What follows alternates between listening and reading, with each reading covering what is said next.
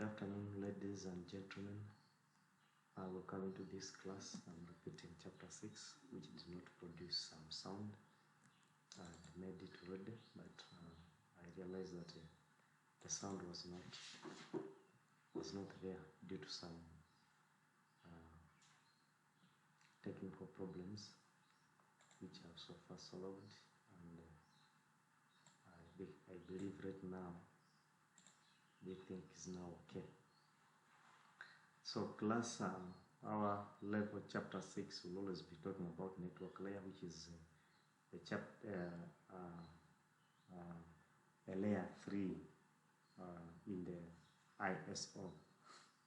ISO is one of the models that we used to use for us when we're trying to do some communications. It is still current to some network cards, but what is current right now is two models that we're now using practically. That is TCP IP model and TCP IPv6. So all those ones, and when you look of network layers, that's a network layer that is found in ISO, which is layer 3 in the hierarchy of the ISO. So this network layer, it always comes up with it handles a protocol called IP protocol, which is internet protocol, and it is particularly what we are going to look at.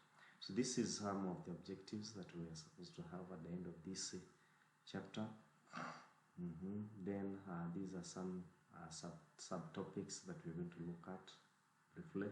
So network layer, we have seen that network layer is always this is a layer 3, and OSI in ISO. Then the protocol being used there is IP protocol. A protocol, we know already the definition, that is a set of rules that governs communications. So in this layer, the protocol that always does work is IP protocol, which is internet protocol. Then the network layer or OSI layer 3 provides the services to allow the end devices to exchange data across the network. So whenever you want to communicate, the two devices are in communications or talking to each other, we expect, more especially those which are in distant places, might be crossing a certain devices for them to be able to be reached at, or making the end-to-end communication will always require an IP protocol, which is always provided by network layer, or which is layer 3.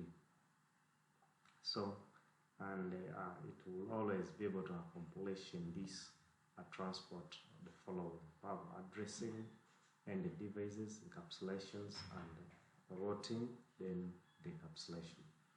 Encapsulation, we know the meaning of encapsulations, and routing, we know it. This is having two networks attached on might be a router, and then we try to communicate to one network from one network to another network. So there must be a routing protocol that is initialized to enable us to continue with the communication. We have a decapsulation. This is when the packet has reached the destination and can be read properly. So we have a network layer protocols, which is those models that we are now using right now for our global communication. We have IPv4, which is the current model and has always 4 packet layers, which is application layer, transport layer, and then we have internet working layer, and then we have this access layer, which is a combination of data link layer together with the physical layer. Then we have the legacy, which are always the models that have been using previously. We have no-nil internet work, packet exchange, IPX, and then we have AppleTalk. We have connection less network services. These are legacy models that has been used all along. IP model packets, we look at the packets, and then you can see that we have IP header. IP header will always have the source and destinations, and then the segments will be given. These are now the frames of each and every packet. Connectionless, no connections is established before sending data packets. So before the packet is sent, then the route to communicate from the source to the destination won't be created until there is an establishment of the route. So best, effect, or unreliable, so these are the ones that will have no overhead, is used to guarantee the packet delivery. So there is no establishing of the route immediately before in some of the protocols that we shall be able to look at. The media independence operates independently of the medium carrying the data, and then this one here, we don't expect any protocol to be used, but only the medias will be carrying the packets of their own. So this is one connectionless communications where you have no any acknowledgement in this type of communication. It is one-way communication, and you don't expect to receive acknowledgement or either to be informed that the packet has been delivered or not. If the receiver, whether is present or not, the letter arrived, has it arrived or not, if the receiver can read the letter or not. So all these considerations are done. So you see the best effect delivery will have this packet will be moving in a cloud, and then which is here, obviously no any other communication that will be done.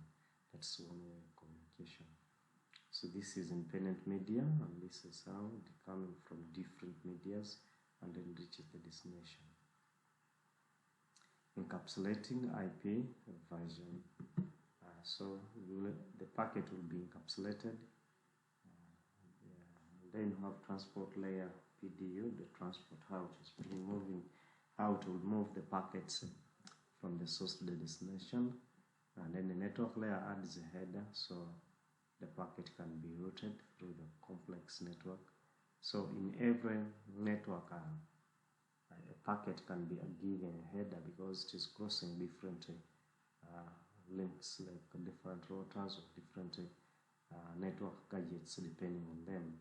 So it have to continue. So IPv4 packet, this is the packet for IPv4, and this is how big it is, how complex it is, and it has a lot of things that you have to consider within that. So look at it and then study it, then you compare it. This is the same thing that we have looked at there, and also this is now IPv4 graphical user interface for it to use a packet moving from the source to the destination. Then we have limitations of IPv4 factors that led us to jump or to move, to migrate from IPv4 to IPv6. Our IP addresses, duplications. Duplication means this is having assigning IP addresses. One IP addresses might be more than 3 or 4 address interfaces, or might be to devices, which will always result to IP overlap. Then we have internet routing tables expansions. So the IP, the routers will also create a routing table which it uses for it to make decisions as to sending packets from one network to another network. Lack of end-to-end connectivity. There is always also lack of end-to-end connectivity. In other words, we will not be able to get enough IP addresses that will enable us to communicate. Introducing IPv6 increased the address spaces. The spaces of IP address were increased. Improved the packet handling. The packet handling was increased, limiting and removing of NAT, that's network address translations, which always makes or assists in IPv4 to increase the IP addresses, whereby it works in such a way that the private IP addresses are always routed out as in one public IP address altogether. So integrated security was implemented, and then only 4 billions of IP addresses are only considered in that. Then in IPv6 we have 340 solutions, that is as many as you can see here. Then this is the packet of IPv6 being compared with the packet of IPv4. When you look at this packet, there's a lot of considerations, but in this packet here, there are only few considerations that makes it to be faster to move over the internet. and that's one of the reasons why we made a transitions from the other one to this. So still here they're trying to look at how the packets are moving and then giving the number of bits under which they can be able to move. This is IPv4 v6 graphical user interface. Then routing, you can see how the routes are done. Host packets forwarding decisions, how are the decisions are made. These are directly connected to the network, which is this one here, and this is one network, and also this is a remote network altogether. So look at this network here, or this port will work as a default gateway of all these devices that are connected along this line or along this port altogether. Then default gateway host must contain their own, they will always contain their own, and the local routing tables will be created or issued that can make a network layer provide packets are directed to the correct destinations network, so that they will be used for them to see that the network, the packets or the hosts are connected to the right the right destination. So direct connections will be CRM, local network route, and then local default route. So those routes that are learned by dynamic, those who are directly connected, and those who are local network routes will also be same. So here we're trying to find out the trace route of a certain packet where it has either got lost depending on the hierarchical network or the level of the routers that the packet will be crossing, so it can be traced. So IPv4 is here, it can also be seen, the same message, the same here. So this is the same thing that I have seen. This and this, these are directly connected to the router, and then these two are remote to this R1. I'm getting that, as well as these ones also are remote to R2. I'm getting that. So some of them are going to be learned dynamically, others are going to be learned might be statically or might be by dynamic configuration. So depending on which protocol has been configured on R1 and R2. Then showing up the IP route, it will show you here. You can see that a D will show dynamic, and the C will show you that these are directly connected. L will be showing you the link or the IP address, the default gateway of that particular connected network. So you can see that this is C, this is directly connected, and this is its what? Default gateway. So C directly connected, and this is its what? So these are just showing you the what? The directly connected networks to that router 1, and also the networks that router 1 is learning dynamically. Well, these are the same thing that I've just seen there, that showing you that C and L, this is the IP address, whereas this is the network itself connected directly. You're free to read these ones here. And here they're showing you that these are the remote land on R1, so that's why it is called the D. This network is remote from this side, and it is passing via this network, which is a shared network. And then the number of administration routers along the way here, even though they are not seen here, they are 90. So you can read through these ones here to show you, otherwise we are repeating the same thing. So they are showing you these ones which are highlighted yellow are directly not, they are learned by R1, they are learned by dynamic, they are dynamically learned by R1. You're getting it? So a router, we know that a router is a computer which has a motherboard, a switch, which has a motherboard, it has a RAM, it has a processor, and some other more things as we're going to see. So you can see that this is its motherboard, and this is where we're expecting most of the things to be attached. And then you have the router and memory. The memory will be seeing all these are memories, and then you have RAM, which is volatile, ROM, which is non-volatile, NVRAM, which is, and then the flash. So what do this on the flash? We find iOS and other system files. Then on NVRAM, that's where we shall find the setup configurations, and then on the ROM we'll find the booting instructions, basic diagnostic softwares, unlimited IOS will also be here. Then the RAM, in the RAM, we expect that all the OSI will be loaded and all the configurations that are being worked on at that particular time will be directly running within the RAM. And IP routing table will be there loaded, and even the table of ARP, which is Address Resolution Protocol, will also be there together with the buffer. So these are some parts and some parts that are inside our motherboard. So number one is a power supply, number two is always a switch, a shield for wick, and then three is a fan, which is used to exhale a lot of heat that is being produced by the processor, and then the one on the power supply will be bringing in the fresh air. In other words, to make our devices to continue working or to become diligence for it to work without getting tired. We have SDRAM, whereby you have DDR and SDR. This is a type of hardware of RAM that is used, and most of the things are always understood in PC repair and maintenance. So NVRAM will always be able to keep the configurations that cannot easily be evaporated.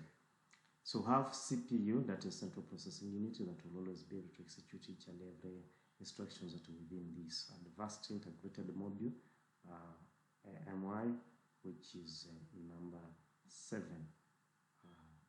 So have the router backup plan. These are the back plans. I have a double white of EHWIC slot, and then you have the 24GP flash card slot. And then you have the console used to type B, and then the console of R45.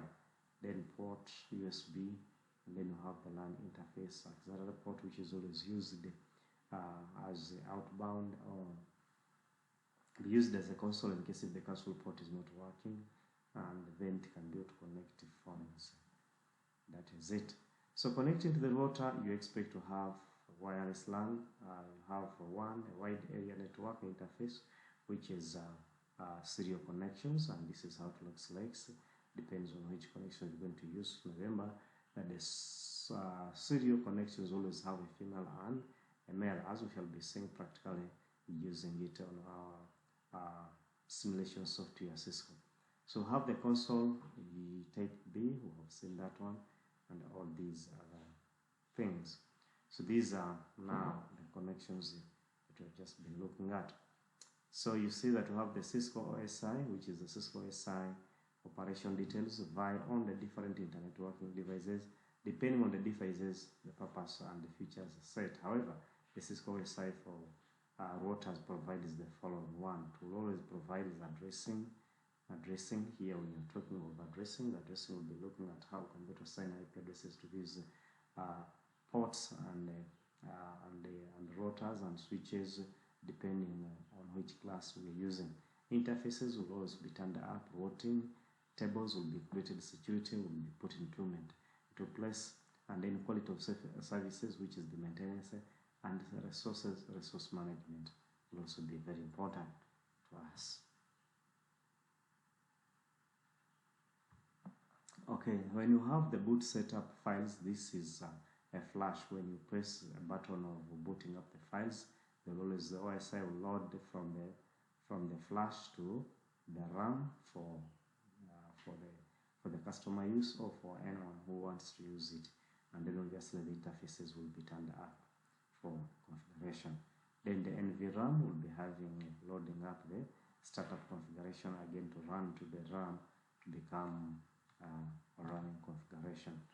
Then you have the ROM. ROM will always be keeping us the post-self test and bootstraps to load the bootstraps to test the system whether the iOS is still healthy or not. Then the flash and the TFTP will be having the iOS and located to that system for making it to start working. And then to load it from here up to here, NVRAM, all of us will be having configurations together with the TFTP servers, the console.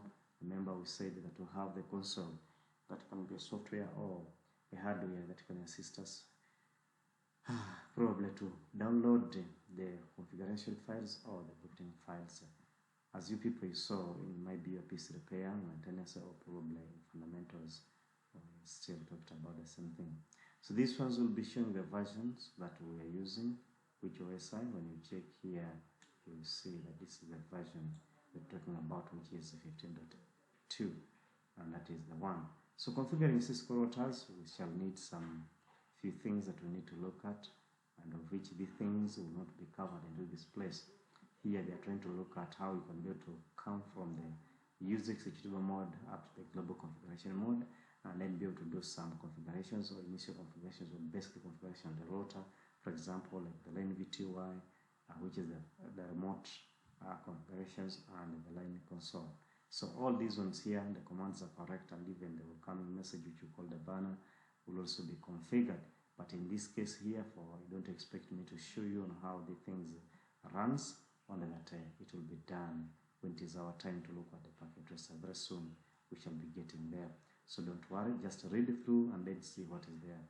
Otherwise, I'm not going to give an explanation of this at the moment.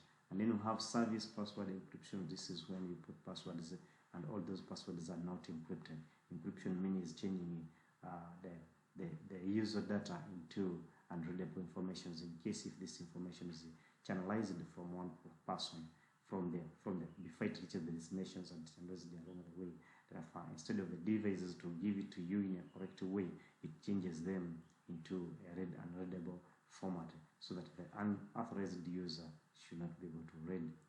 So here we can also be able to convert and be able to activate our interface. Then the interface will be activated, and these are the commands that are required to activate our interface. All these commands are correct, but in this case we need to first explain where do we get the 192.168.10.1 and then even the 255.